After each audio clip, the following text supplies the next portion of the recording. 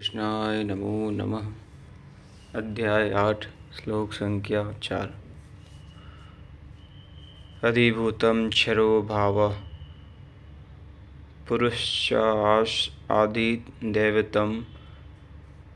यदि यज्ञो हमेवात्र देहे देहभृतां वर।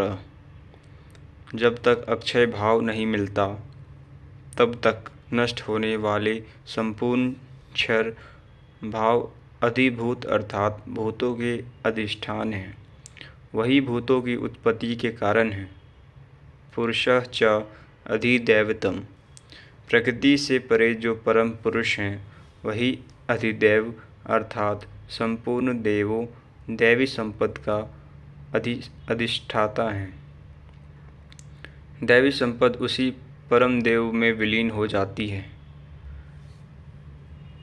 देहधारियों में श्रेष्ठ अर्जुन, इस मनुष्य तन में मैं ही अधियज्ञ हूँ अर्थात यज्ञों का अधिष्ठाता हूँ। अतः इसी शरीर में अव्यक्त स्वरूप में स्थित महापुरुष ही अधियज्ञ है। श्री कृष्ण एक योगी थे जो संपूर्ण यज्ञों का भोक्ता हैं। अंत में यज्ञ उनमें प्रवेश पा जाते हैं, वही परम स्वरूप मिल जाता है। इस प्रकार अर्जुन के 6 प्रश्नों का समाधान हुआ। अब अंतिम प्रश्न कि अंतकाल में कैसे आप जानने में आते हैं जो कभी विस्मृत नहीं होते। अंतकाले च मामेव स्मरन् उन्मुक्त्वा कलेवरं यः प्रयाति स मद्भावं याति नास्त्यत्र संशयः। योगेश्वर श्री कृष्ण कहते हैं कि जो पुरुष अंतकाल में अर्थात मन के निरोध और विलय काल में मेरा ही स्मरण करते हुए शरीर के संबंध को छोड़ अलग हो जाता है, वह मद्भावम साक्षात मेरे स्वरूप को प्राप्त होता है। इनमें संशय नहीं है। शरीर का निधन शुद्ध अंतकाल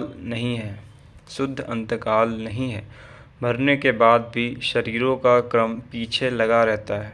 संचित संस्कारों की सतह के मिट जाने के साथ ही मन का विरोध हो जाता है और वह मन भी जब विलीन हो जाता है तो वहीं पर अंतकाल है, जिसके बाद शरीर धारण नहीं करना पड़ता।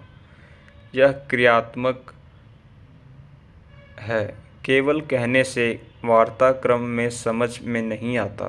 जब तक वस्त्रों की तरह शरीर का परिवर्तन हो रहा है तब तक शरीरों का अंत कहाँ हुआ।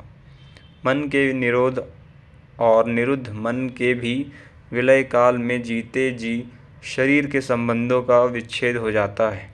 यदि मरने के बाद ही यह स्थिति मिलती तो श्री कृष्ण भी पूर्ण न होते। उन्होंने कहा कि अनेक जन्मों के अभ्यास से प्राप्ति वाला ज्ञानी साक्षात मेरा स्वरूप है।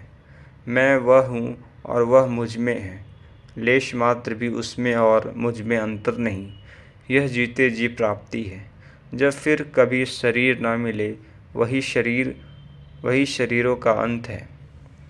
यह तो वास्तविक शरीरांत का चित्रण हुआ, जिसके पश्चात जन्म नहीं लेना पड़ता। दूसरा शरीरांत मृत्यु है, जो लोक प्रचलित है, किंतु इस शरीरांत के पश्चात पुनः जन्म लेना पड़ता है। आगे के श्लोक हम अगले भाग में पढ़ेंगे। हरि ओम तत्सत।